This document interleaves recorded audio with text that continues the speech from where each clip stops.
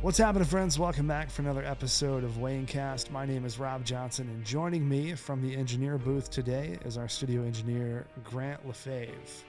What's happening, man? Hey, not a lot, man. I'm excited to be here. This is what happens when it's just you and me left in the studio and we don't have anyone to run mission control. We do podcasts this way, even though I can see you through the glass here. You and me and no adult supervision because everyone else is gone. Exactly right. Exactly right. Everyone bailed. So, Grant, what I want to talk about is your background is in radio. So that's where we stole you from, so to speak. That's my story, at least. So that's accurate. So that is, that's everything that you've, in the media world, that's where you started out. So just for the listeners, just kind of give a background to who you are, and then just talk a little bit about your background in radio. Okay, yeah. So yeah, I've been part of Wayne Media for about 3 months now. And before that, I worked in radio for about 3 years. So I worked for iHeart in Grand Rapids. I studied radio in college before that, and I've interned at half the radio stations in Michigan and West Michigan. And then I worked in Lansing for the past 2.5 years. So yeah, I've been mostly in a creative services role. I've been on air. You do a little bit of everything when you're in radio. You wear a lot of hats. So yeah, I basically kind of fell in love with creating content, creating audio, being in the edit bay, being in front of a microphone through radio. So that's kind of what led me here to podcasting. Yeah.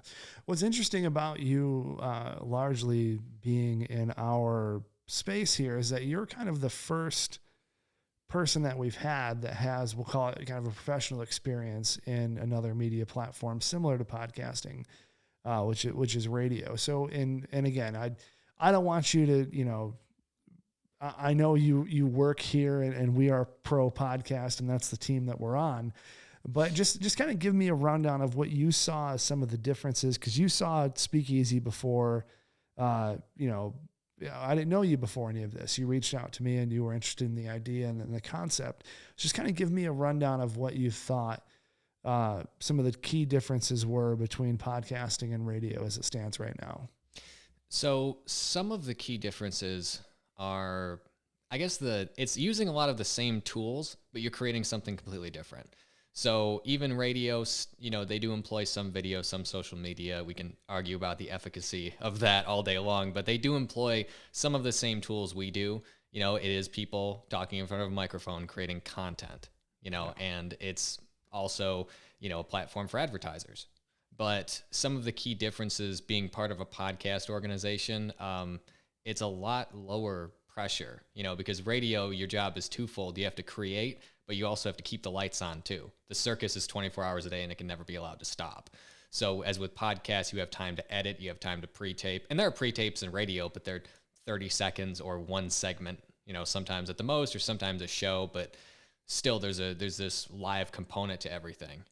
So it's very different, and it's very different energy, I'd say. That's a good point, because even in radio, when you do those pre-recordings, you do those pre-tapes, they're still going to run live on the station. Right. They're always going to be live at some point, whereas podcasts, you are generating something that is evergreen. It's a lot of times with radio, that content depreciates immediately. There's nothing worth less than a segment that just ended, is what some of the older guys say. It's like the bit that just ended, it's now the least valuable thing imaginable. So, yeah, no, that makes sense. I think one of the things that attracted me to podcasting was just the creative latitude that you have.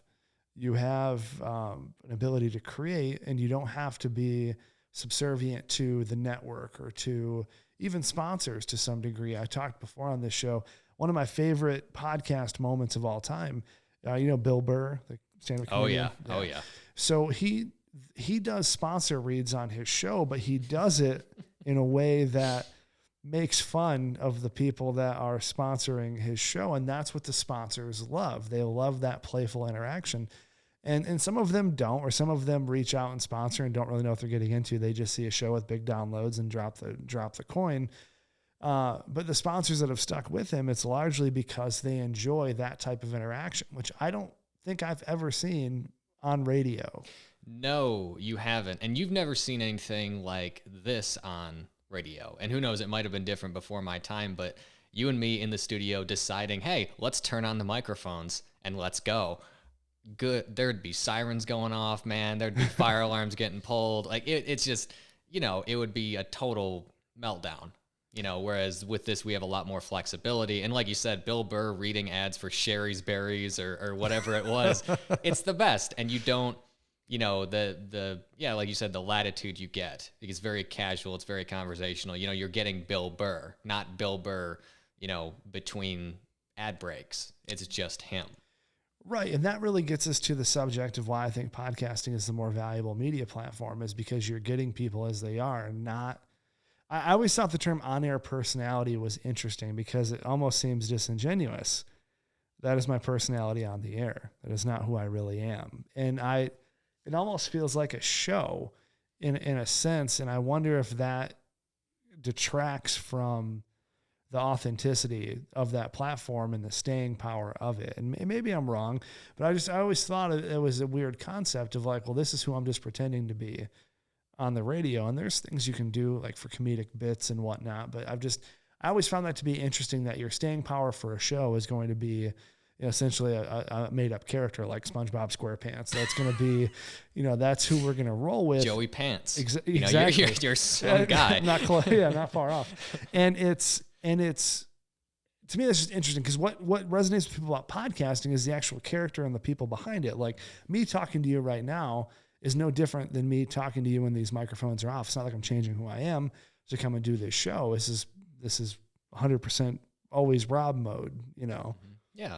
Yeah. And you can be gimmicked up on a podcast all you want, but the presentation is very different. And that's no clearer than, the radio voice. The radio voice, nobody talks like that. Right. And it's something that I had to learn and then unlearn. It's like, no, you have to go be a human being now. Nobody talks like that, but everybody expects to hear that. And part of that comes from the way you have to project because, you don't have to. You don't have to do anything. It's just people do that because that's what the older guys did. Because that's what the people before them did. So it's just these bad habits kind of getting passed down. And it's a lot of things like the bits and the characters where they're all they feel very truncated, especially compared to what you'd see in a podcast. So, yeah. No, and the authenticity with podcasts is definitely greater, I think. Yeah, this is an old show, but I'm curious, you ever listen to the Bob and Tom show or hear any highlights? I do. That show is still on the air? It is. Right but now. It's just Tom now, right? Bob has retired. Yeah, I know it's just one of them. Yeah, it's just Tom. Bob had retired some years ago, and I think Gunner was kind of the third man on that show. So I haven't listened to it in a long time, but I always appreciated that show because it was segmented. Bob and Tom were themselves. They weren't something that they were not. They had, they had comedians and whatnot, and they did bits, and you kind of knew what you were getting. To me, it wasn't like a drama or, some type of acting that was taking place. I always appreciated that about that show. But then I listened to other shows, and I'm not going to list more current shows that are on the radio, but it's like, who are you? And why are we doing this? Like, why are you actively calling somebody and telling them that their husband is cheating on them? And even, I don't understand like the production value or the quality or the interest that's going to be generated from a lowbrow bit like that. And that happens a lot. Yeah. Like that show got canceled on MTV 20 years ago. Yes. Why are you doing that kind of joke? Here, I'm going to piss off all my radio friends who might be listening to this, both of them. So, and those bits that they do where it's, we're going to, it's the second date roundup or whatever it is. It's some stupid gimmick. Yeah. Those are fake. And I think anyone with a functioning brain will understand that, but they barter airtime to get voice actors to participate in those calls. And occasionally they do use someone they know and you get a real call, but it's never, it seems very fake. And it's like, sometimes you can argue that there needs to be a level of fakeness with any, reality TV. It's not reality, but it's exceedingly obvious. When I have my phone in my pocket, I can listen to people being honest all day, and this isn't it. Yeah, exactly. So, yeah. And that's what's attracting people. One topic that is kind of all over the news right now, and I think we'd probably be remiss if we didn't discuss it, is what Joe Rogan is facing right now through all of this fallout and controversy and the contract with Spotify and people pulling up clips of things he's done over 1,700 episodes. And what I keep telling people is the reason that Rogan is resonating with individuals is because of the realness of the show. Like, I don't know if people understand this or not, but like if you go to a dinner party and you have conversations with people, odds are you're lying for every 10 minutes of conversations, you lied 3 times, whether you know it or not. So you've made mistakes through the course of dialogue, and Joe Rogan has turned that into an actual show where he's having meaningful dialogue with people. He's giving his opinion. He's giving his perspective. He's talking about cultural things, relevant things. And he's not always going to hit the nail on the head, and he's not always going to be accurate. But that's the value of a conversational show, is that you're just talking openly. It's not as though he's telling people, hey, here's all my advice. You need to go do this right now. It's filming a conversation between 2 friends or 2 acquaintances or even 2 strangers in some cases. And that's appealing to people because it's a real life conversation. Yeah, and that's a question too. If you're allowing people to be authentic, are you allowing them to be wrong?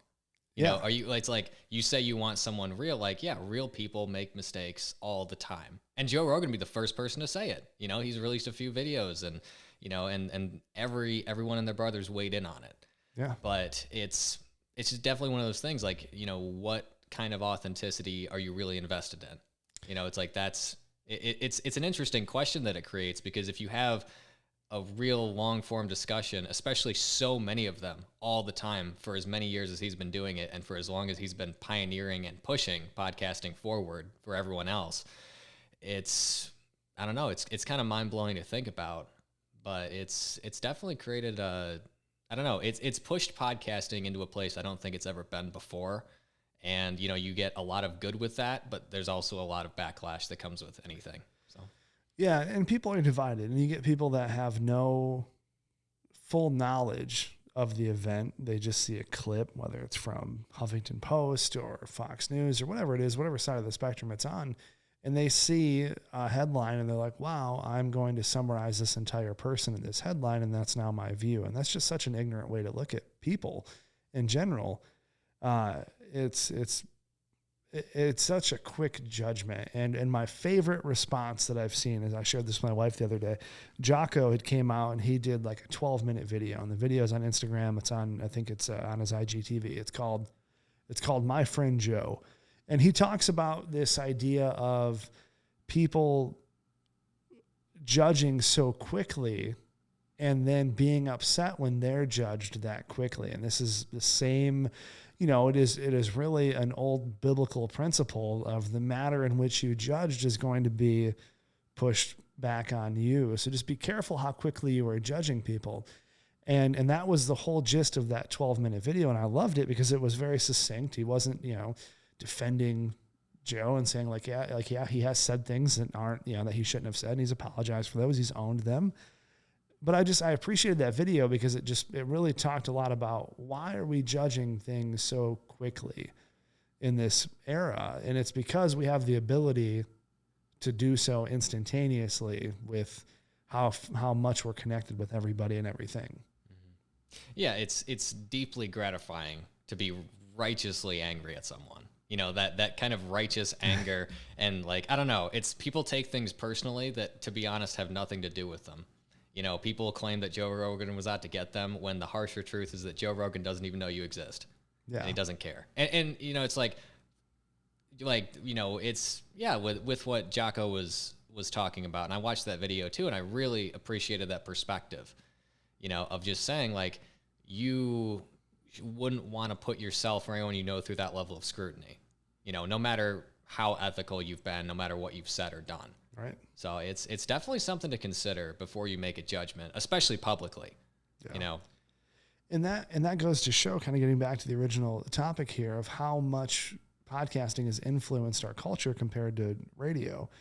And that's something that has been an interesting trend to watch and read about, as I'm 31, so I haven't been in an era where radio was the dominant platform. It's always been television for my era. and then it has shifted to smartphones, and now it is shifting to even more of a niche of this podcasting art form.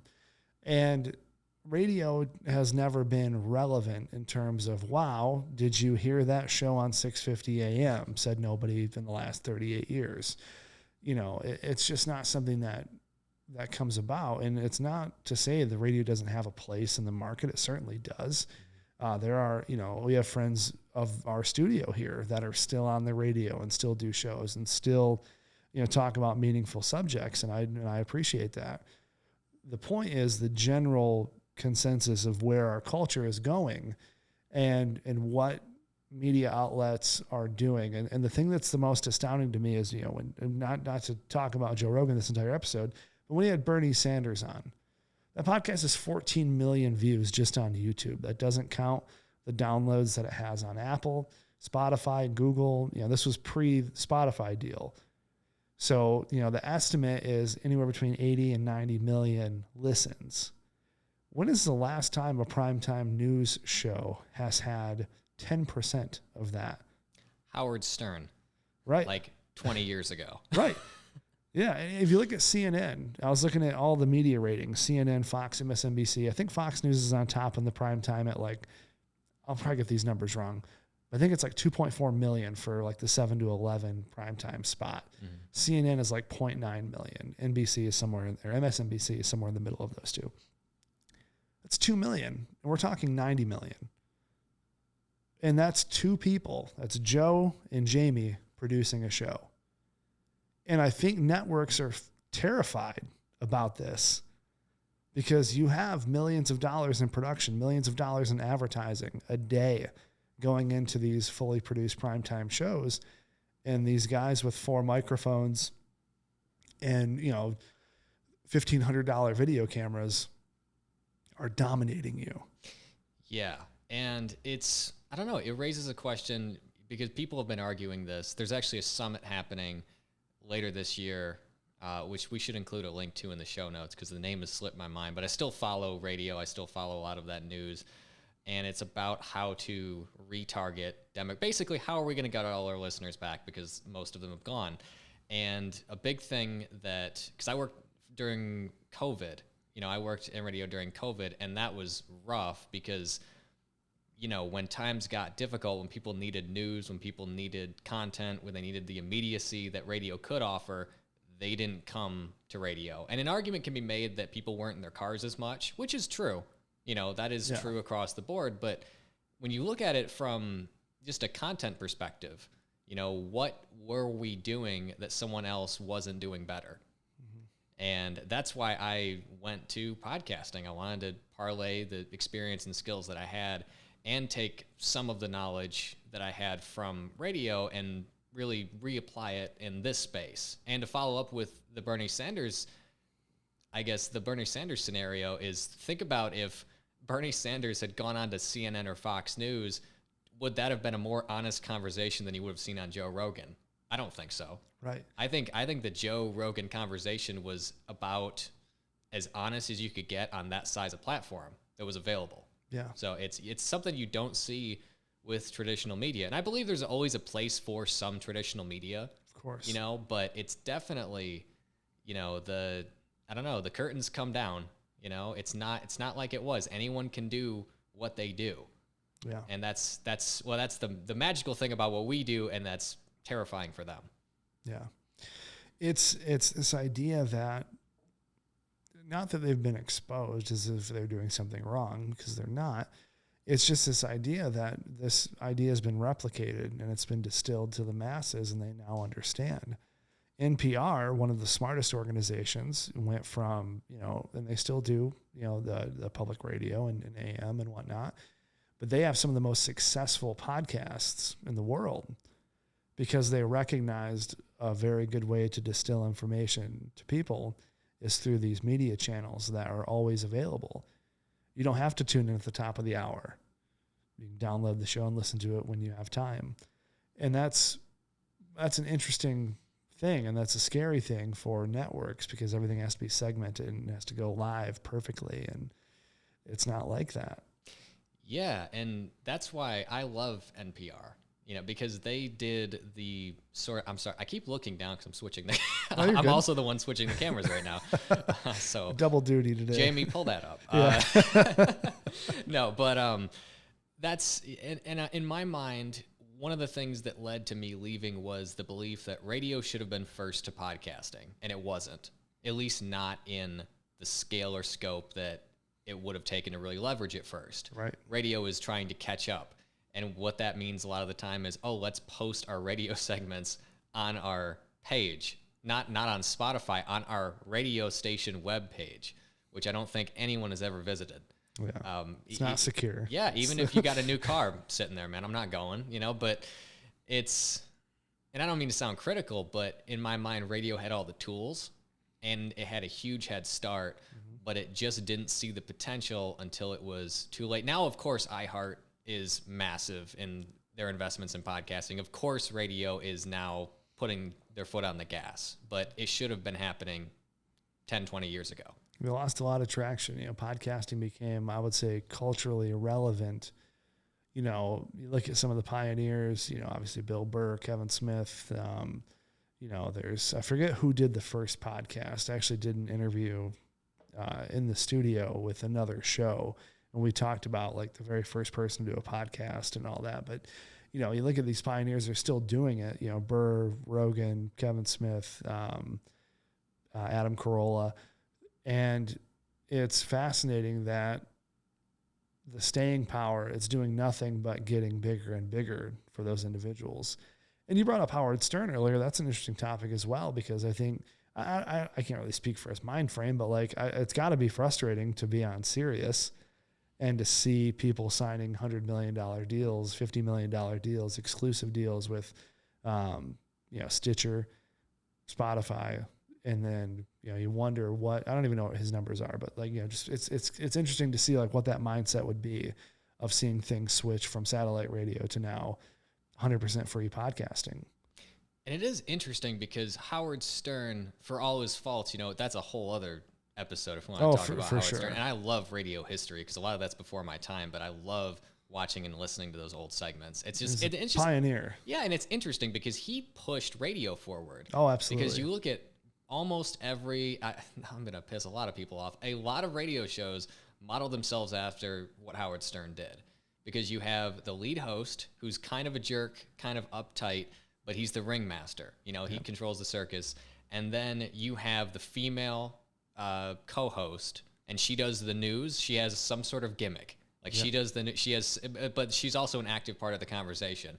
Then you have the guy who can barely make it to the studio every morning, who's just a wreck, who's kind of the butt of the joke. Yep. And then you have the other members of the crew. So I don't know. He really set the pace and then exceeded and beat everybody. He beat everybody in the ratings. He drove people out of their markets. He was the first one to really be syndicated, and he was number one in New York and in LA. And that was inconceivable to anyone else just 5 years before. So I wonder if he would be on board understanding what was going on, or if it's sort of the other perspective you were talking about too, because he was at the forefront of that. And then he went to satellite and he's just been there for a while. That's a great point. And maybe he's talked about it, and I just, maybe that's a topic that's come up, but you bring up a really good point.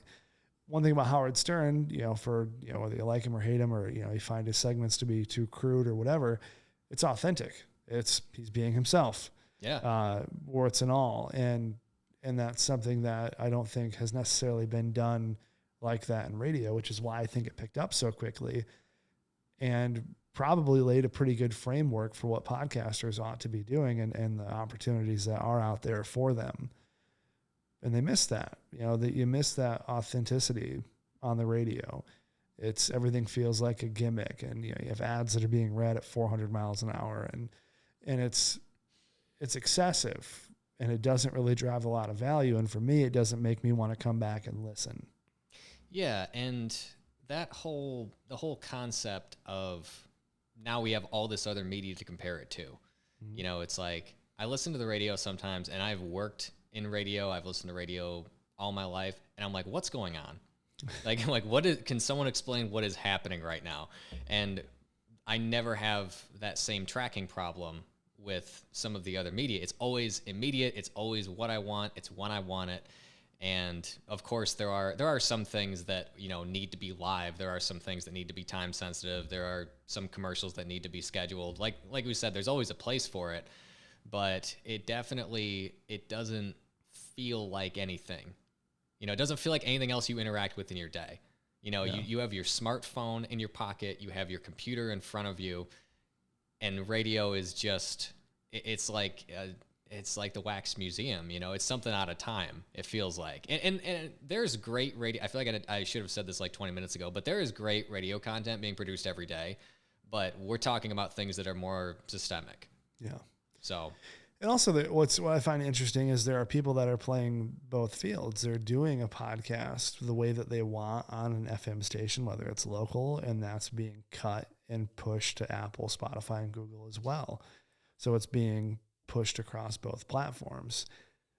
But you also have the people that are like, hey, go to our radio station website, which is not secured, which is only structured for a Windows 95 machine, and take a look at our recent episodes. And it's like, well, people aren't going to go and download a show from a website and then try and play it through, Safari on their phone.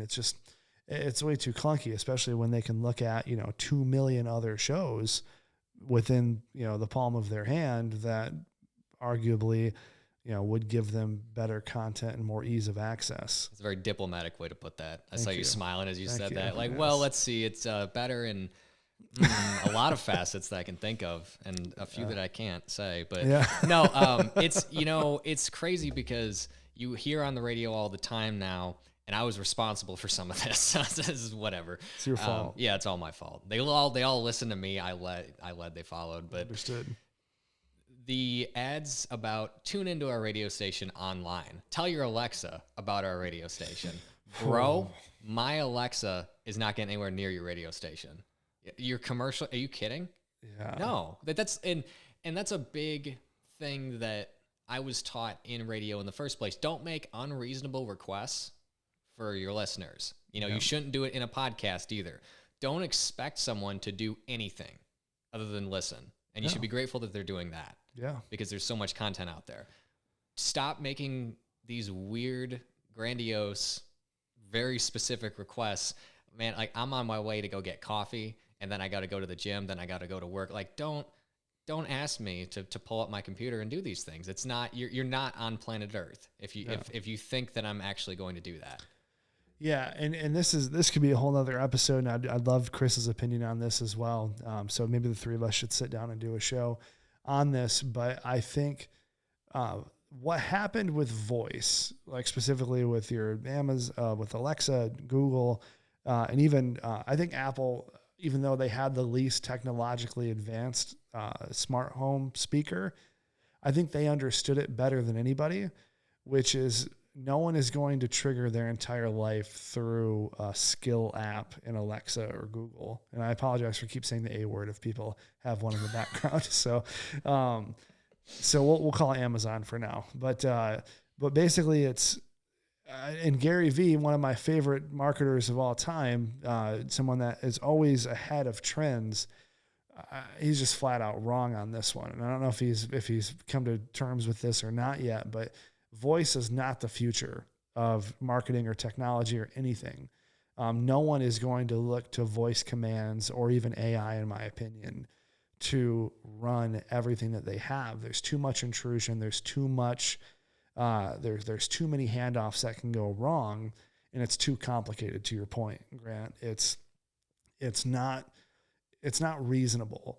It's not a reasonable thing to ask people. And that's why I've always been frustrated when people are like, oh, voice is next. Or, even like we have a Fire TV in one of our rooms, and it says on there, tell Alexa to open Disney Plus. It's like, who is doing that consistently, and who's adding 94.5 to their Alexa and listening? I did it again. And listening to, to that. It's such an unreasonable thing to ask somebody. And I'm not, unreasonable is a loose term. I'm not saying like you have to drive 6 miles to get water or something, or walk 6 miles to get water. It's, we're asking about technology and, plugging in something, but it's just something that people don't want to do. And they don't understand that. And it's quickly faded. and it's nice to see. Yeah, honestly. Yeah, same. And there was this back when I played more video games. Before I worked for a living, I played a lot more video games. And there was the whole, motion, like, the Wii, the Kinect, whatever PlayStation had. That's the future. No, people don't want that. Like exercise, like it can be fun and there's a place for it. And VR has really taken some pretty big steps towards that. But the vast majority of the time, that's not what we're there for. It's not the movement. It's not just family games. It's not these really finicky motion controls. It's really an immersive experience that I want. And sometimes, you try to push the envelope and, respect to everyone that does and, continues to do, but you just go the wrong direction. You have to admit you're wrong and walk it back, not just keep insisting, and that's a mistake I feel like radio is made where it's like, it's like, this isn't the best, like we're not winning anymore, but we can't quite admit that, even though all the signs are there. And there's always money to be made in radio, and there's always ways to integrate radio into a larger advertising profile, which it can work and has worked and will continue to under the right circumstances, but those are becoming fewer and farther between. Yeah, absolutely. I get a little annoyed when people are just so attached. Like if the day that podcasting becomes obsolete or it's not effective for businesses, I'll be the first one to move. Because I'm not married to any particular platform. I'm married to what's working, and I want to look ahead and see where the future is going. And when I look at Facebook, I look at Spotify and Apple, and I see them developing their mobile apps for video podcasts, and that's what is going to be next. Yes, that's what I'm going to gear everything towards, because that is where technology is moving towards. Very soon, you will have notifications for video podcasts for Apple, Spotify, and Facebook. Very soon. And if we're going to pretend that that's not important, or that's not helpful, or that doesn't raise awareness for a business or a hobby or a trend or a cause, we're just lying to ourselves. And then that's what frustrates me the most, people that are just so married to one particular platform that they want to be an apologist for it at all costs. And it's annoying. Yeah. When have we ever gone back the other direction? After the commitment's been made. And we just talked about a couple of things, but those aren't platforms. Those were gimmicks. Right. And there's a difference between those two. People misconstrue, podcasting for a fad or video podcasting. It's just going to be, a component. It's going to be a very minor component. It's like, no, it's really going to be the cornerstone of a lot of different things going forward. And especially the way that all these platforms are moving to integrate it further. It's like, you can see the signs, and it's one of those things where I'm happy we're part of it before it all of a sudden you see it everywhere. Because sometimes after you've heard about it, it's already too late. Yeah. Businesses have already moved there. The competition has already moved there. And those people are figuring out the problems that are going to take you 6 to 10 months to actually even arrive at. Yeah. And to be fair, I will take one shot at podcasting, even though that's the industry that I'm in and it's the one that I love. I think people are going to have a really difficult time choosing what to listen to. And that it is an oversaturated market right now. I think that's easily overcome because most podcasts last between 8 and 15 episodes before they stop. But what I like, and we use Riverside FM for our remote services. And they're a great platform. And one thing that they rolled out recently with one of their new additions is this clips feature. And I know why they did it, because they understand better than most that people might not listen to the entirety of your podcast, but they might listen to a 30, 60, 90-second clip of it, get a great idea, and then come back for more clips. They might not listen to the whole thing, or they might listen to the whole thing of something they really, truly care about, but they'll come and watch the clips. And that's why content to me was so important at Speakeasy. Because yes, you might produce an hour and 40-minute podcast, but if we produce 3 short 60-second clips and run those on socials, people are going to come back to watch those because those are digestible. It's quicker. And then when they have a bigger show on, oh, wow, a really important person that I really care about is coming on, I'm going to listen. That's really important. So one of my concerns with podcasting is just people not being able to choose what to listen to. But I think that's counterbalanced with the amount of content that's produced in smaller doses, namely clips. Yeah, absolutely. There are some podcasts, and this sounds like, blasphemy considering I work here, but there's some podcasts, because I work with engineering and editing and producing podcasts all day. I'm pretty selective with what I listen to in my personal time, but there are some great podcasts, and it's a rare thing that I sit down and listen to one front to back. It's usually it's consumed through clips, through YouTube, et cetera, especially comedy podcasts. Yeah. Sometimes those are best consumed in those, 5 to 15 minute segments. And my concern with podcasting is, well, one, the oversaturation, which you've mentioned, and also I need people to understand that they're not Joe Rogan. You cannot handle 3 hours freeform podcasting yet. Yes. Don't shoot your wad. It's like you will die out there. It's like you will be stranded in the desert. It's like a Bear Grylls situation for the average person. Like, you're just left there, and it's like you need to walk before you can run. And a lot of people will jump at it not really knowing how to put a show together. Yeah. And that can be a huge problem. Yeah, and I've experienced that on this show. I've had shows that have been an hour and 40, hour and 50 minutes, and they've been great shows because the chemistry is there. Basically just the conversation is there, but you feel when things are naturally coming to a close. And as a podcaster, that's something that you really need to be aware of, is when the bulk of the matter has been accomplished and we're done. Yeah. And that's it, and just, this is kind of a very 4D view. Like in this conversation here, we're winding down now. Like we're, the bulk of the topic's been talked about and we're moving to close. And that is a natural feeling. If we were to talk for another 40 to 50 minutes, I feel that would be exhaustive and we would keep beating this topic to death. Right. But this is very much kind of a, fourth wall of a podcast of, me narrating when the show now has to come to an end. But that's just to kind of demonstrate, like, there are things that when you're doing a show that you feel like it has to come to an end. And similarly, that's how I feel about radio. I feel like it must come to an end. Nice. How do you like that? That was a pretty neat little bow you tied that up in, Rob. I appreciate that. No, and I guess the only other thing I would add to that, not to go on for another 40 minutes or anything, but it's not as casual as a conversation, even if it might appear that way when you're experiencing it. It really does take time. You have to pick up on the flow of things. You have to sit there and think things out. So there is a discipline to it. Yeah. So you're absolutely right. Yeah, absolutely. Well, Grant, this is your first time on the show, right? Yeah, first time. Well, excellent. So I definitely want to talk. I know Chris is really into kind of voice tech and things like that. And he's got some really cool stuff that he's rigged up. So I'd love to get his perspective on just kind of the future of that. So we'll definitely have to do another show on that. But I appreciate you taking the time and hanging out with me after hours here to get this knocked out. Thanks, man. It was a lot of fun. I appreciate it. Absolutely.